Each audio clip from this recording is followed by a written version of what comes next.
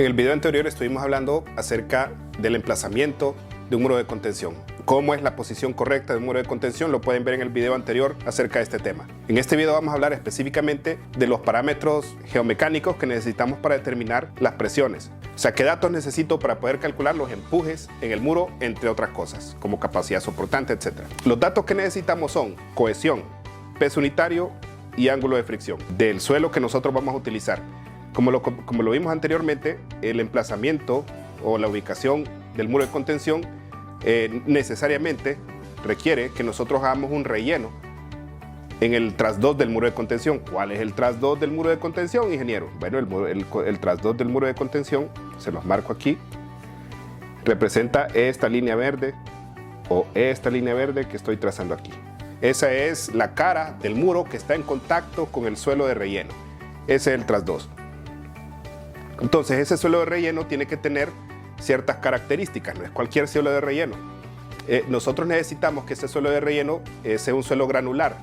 ¿En dónde dice que el suelo de relleno tiene que ser granular? Bueno, en algunas normas internacionales, la norma nacional nuestra en el CHOC, dice que tiene que tener ciertas características.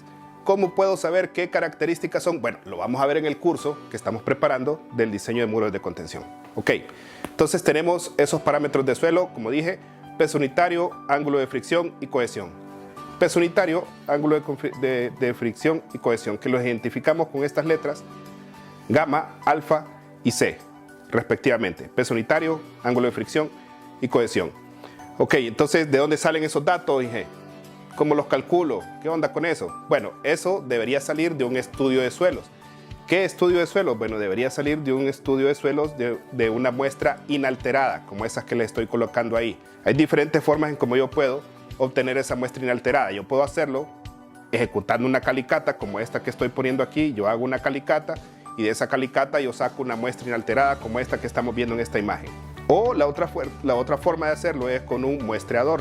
Muestreador para, valga la redundancia, muestras inalteradas, que es este que está aquí. A partir de ahí yo llevo eso al laboratorio y en el laboratorio entonces hago las pruebas necesarias como ensayo cortidirecto, ensayo triaxial, etc. Otro tipo de ensayos para poder determinar esos parámetros. Peso unitario, ángulo de fricción y cohesión del suelo de relleno. ¿De dónde saco yo ese suelo de relleno? Para nosotros en Honduras solemos llamarle material selecto, que es un material que cumple con los requerimientos que les hablé yo hace poco acerca de lo que especifican los códigos. Normalmente es un suelo granular que tiene cierta cantidad de finos. Entonces esa cantidad de finos me hace que el suelo efectivamente pueda compactarse de mejor manera. Esos suelos, ese material selecto viene de un banco de préstamo. ¿Qué es un banco de préstamo? Un lugar de donde yo saco el suelo y bueno, en su momento se llamaba banco de préstamo porque efectivamente era un préstamo donde yo devolvía después, no necesariamente en suelo, sino en otro tipo de especie. Pero ahora ya sabemos que eso es pagado, ¿verdad? Yo pago por el material me lo llevan, yo lo relleno, lo compacto y listo. Lo que deberíamos hacer es hacer una muestra inalterada de ese suelo donde vamos a sacar el material para después conocer esas propiedades. Y esas propiedades considerando ya también que eventualmente vamos a tener que hacerle una prueba de compactación Proctor estándar para poder conocer el peso unitario máximo que podemos obtener. Todo eso son ensayos de suelo que necesitamos previos y eso es solo del material de relleno. Por otro lado, cuando nosotros estamos construyendo el muro, como les comenté en el video anterior, nosotros tenemos un suelo, que es el suelo existente, que es este que está aquí, que estoy sombreando ahora. De ese suelo existente también tenemos que hacer los ensayos de suelo necesarios para poder obtener esos mismos tres valores, porque es un suelo diferente. El suelo que está en el sitio es diferente al suelo que vamos a traer de otro lugar para poder hacer el relleno. Entonces, de ese suelo que está en el sitio también necesitamos conocer esos tres valores: peso unitario, ángulo de fricción y cohesión. Entonces, de ese suelo que está en el sitio también tenemos que ir a hacer una calicata, también tenemos que hacer con el muestrador, sacar muestras inalteradas, llevarlas al laboratorio para poder hacer los ensayos que les comenté y poder determinar esos parámetros geotécnicos del suelo.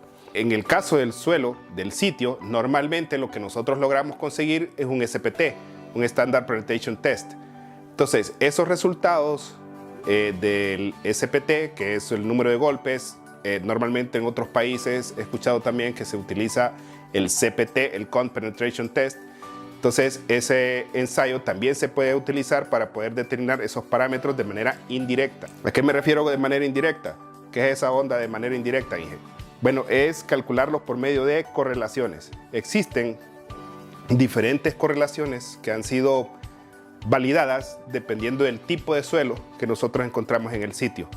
Entonces, si yo encuentro un suelo que es granular, y me refiero con granular en arenas y gravas, o un suelo que en el sitio es cohesivo. Entonces ese suelo que es cohesivo puede ser una arcilla, por ejemplo. Entonces las correlaciones van variando dependiendo del tipo de suelo. Si nosotros logramos obtener los valores del ensayo de penetración estándar, nosotros podemos aplicar correlaciones para poder estimar parámetros como algunos como los que tengo aquí, que sería, por ejemplo, el módulo de elasticidad del suelo, dependiendo del tipo de suelo.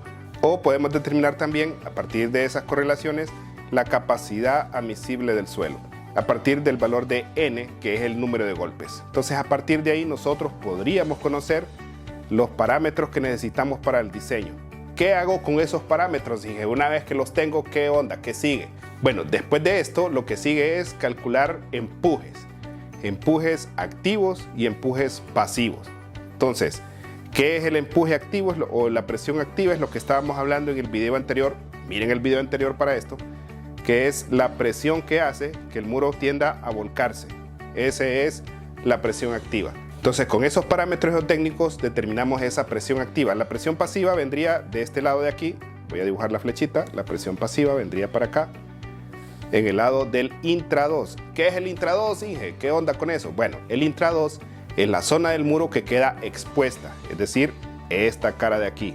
Esta cara de aquí sería el intra-2, la cara que queda vista. Entonces, la presión pasiva se da en el intra-2. ¿Qué es la presión pasiva? Lo vamos a hablar más detalladamente en el curso que estamos preparando del diseño de muros de contención, pero básicamente es una reacción del suelo.